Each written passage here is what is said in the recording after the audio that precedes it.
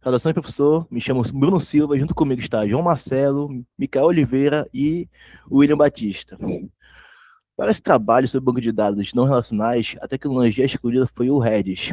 O objetivo da sessão é apresentar a classificação arquitetônica deste banco e as principais distinções frente ao MySQL. O Redis é classificado como um banco de dados não relacional do tipo chave-valor. Nesse modelo, cada dado é armazenado a partir de uma chave única associada a um valor, que pode assumir diferentes estruturas, como strings, listas, artes e conjuntos. Seu principal diferencial técnico está no fato de operar primeiramente em memória RAM, e o que garante tempo de resposta extremamente baixo e o torna especialmente adequado para aplicações que exigem alta velocidade de acesso de dados, aos dados.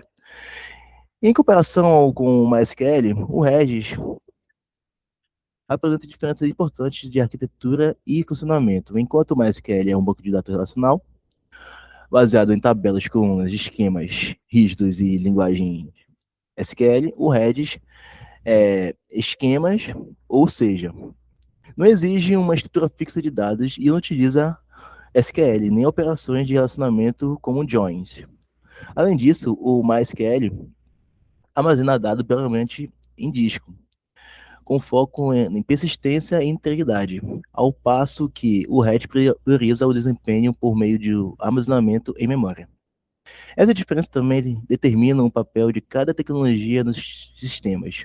O MySQL costuma atuar como o banco de dados principal, responsável pelo armazenamento permanente e estruturado das informações, e o Redis é normalmente utilizado de forma complementar, em cenários como cache, gerâmetros de sessões, filas de mensagens e outros recursos que dependem de acesso rápido e temporário aos dados.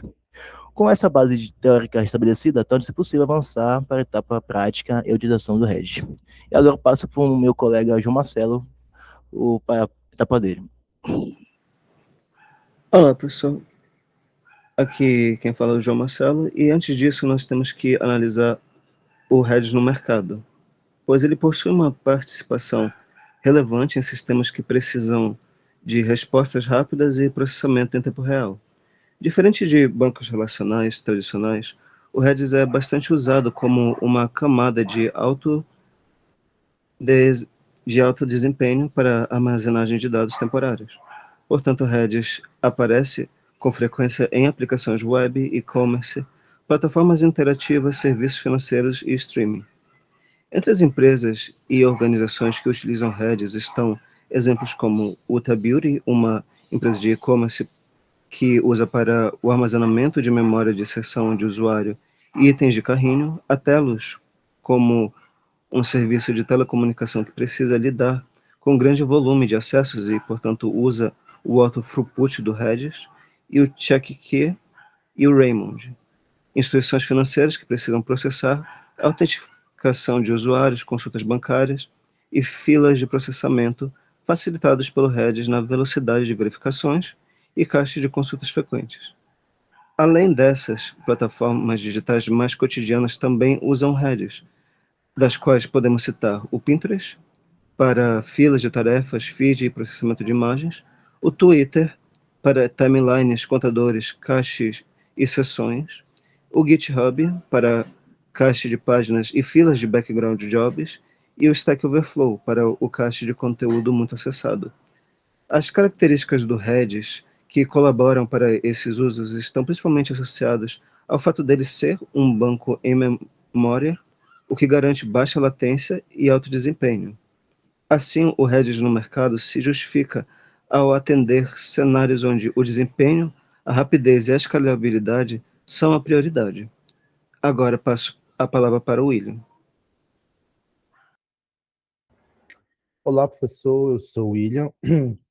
E como nossos colegas já explicaram a arquitetura e a teoria do bancos, agora vamos ver tudo isso funcionando na prática. Eu estou utilizando o terminal do meu Linux para demonstrar essa agilidade dos inserts e updates operando com a estrutura base de Redis, as strings. Bom, como já foi dito, a gente não precisa de um create table prévio. A estrutura nasce direto na memória. E para gravar o nosso primeiro dado, eu chamo o comando set. 7, o usuário. William. Bom, a chave e o valor já estão alocados. E para recuperar essa informação em tempo constante, sem precisar de comandos complexos de seleção, a gente vai usar o comando get. Escrevo get, usuário, William. Bom, mas e se a gente precisar alterar esse dado que eu acabei de criar? No Redis, a, a atualização 1 aplica a lógica de upsert. Não precisa fazer varreduras com cláusulas where. Nós vamos direto na mesma chave, sobrescrevendo o valor. Aí eu escrevo set, usuário,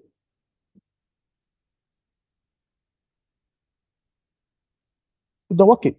Além de substituir os textos, como a gente acabou de ver, no desenvolvimento de, por exemplo, um back-end, a gente também lida muito com métricas numéricas. E o banco é extremamente eficiente nisso através de operações atômicas. Eu vou criar aqui um contador com o comando set acessos 100. Crio o contador e, em vez de a gente fazer um update tradicional ou incremento com um único comando numérico, vou colocar o incre, que vai ser somar um valor instantaneamente, e isso evita conflitos entre requisições simultâneas na aplicação. Vou aqui colocar incre acessos. E tá aí. Bom, e até aqui, essas chaves elas ficaram salvas para sempre. Porém, em um cenário comum na nossa área,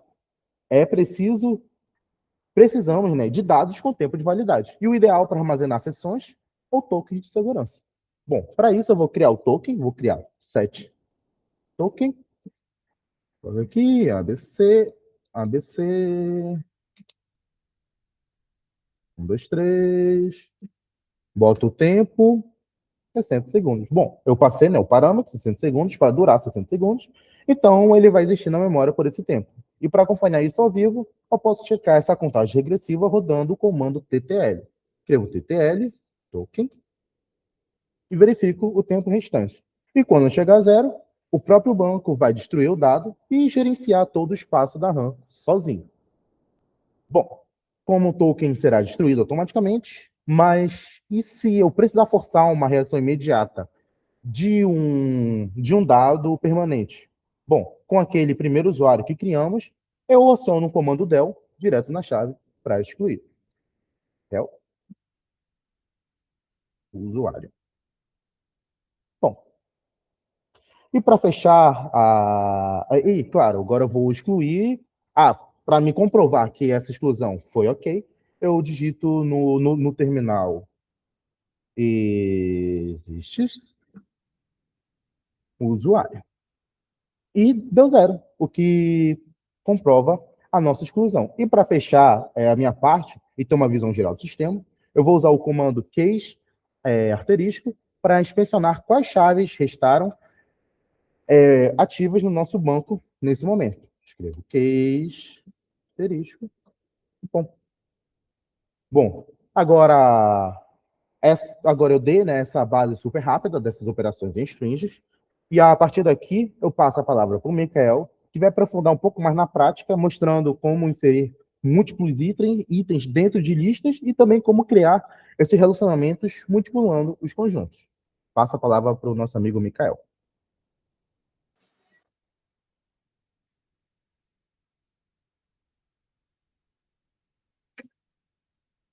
Olá, professor. Eu sou o Mikael e eu vou continuar a apresentação trazendo duas estruturas de dados, que são as listas e os conjuntos.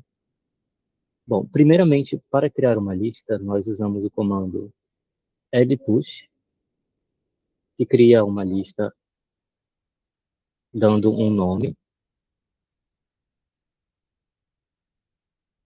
Já inserimos os valores.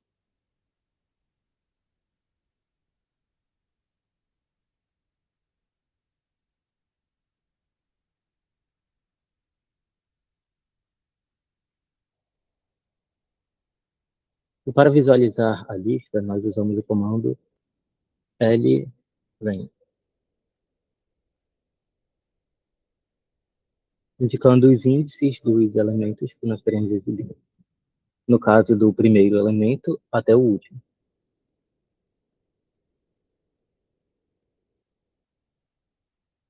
Bom, juntamente com L+, que adiciona os elementos sempre à esquerda, ou seja, no começo da lista, nós também temos R+, que adiciona os elementos no final. Vamos adicionar mais um elemento, artes, e visualizar o resultado.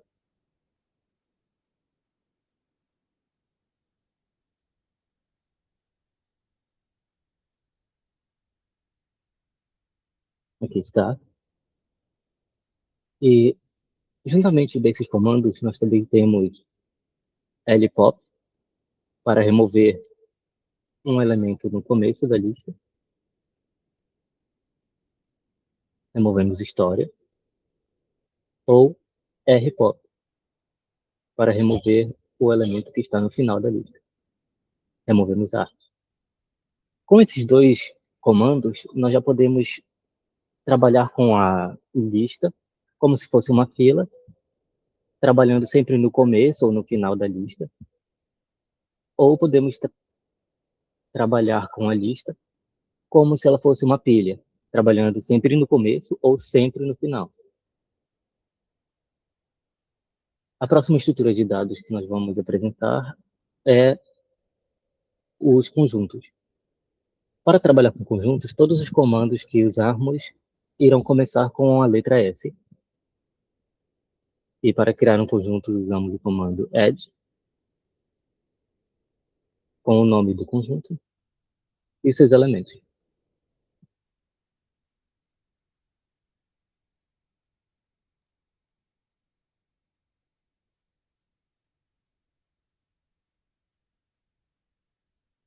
Para visualizar os elementos do conjunto, usamos member.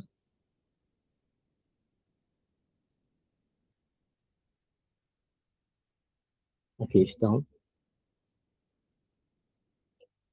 Para saber se um elemento está no conjunto, nós usamos isMember.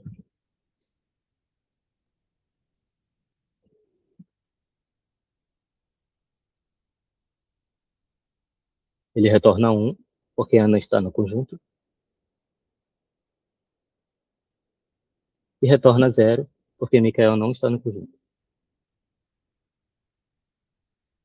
Além disso, nós também temos comandos relacionados à teoria de conjunto, que são union, para obter dados que estão presentes em dois conjuntos. Temos diff, para obter os dados que estão presentes apenas em um dos conjuntos. Ou inter, para obter os dados que estão presentes em ambos os conjuntos. Para fazer uma demonstração, nós temos esse segundo conjunto. E vamos fazer uma interseção.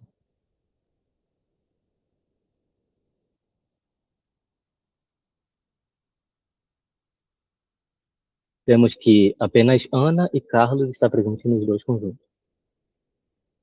E com isso eu encerro a nossa apresentação e agradeço pela atenção.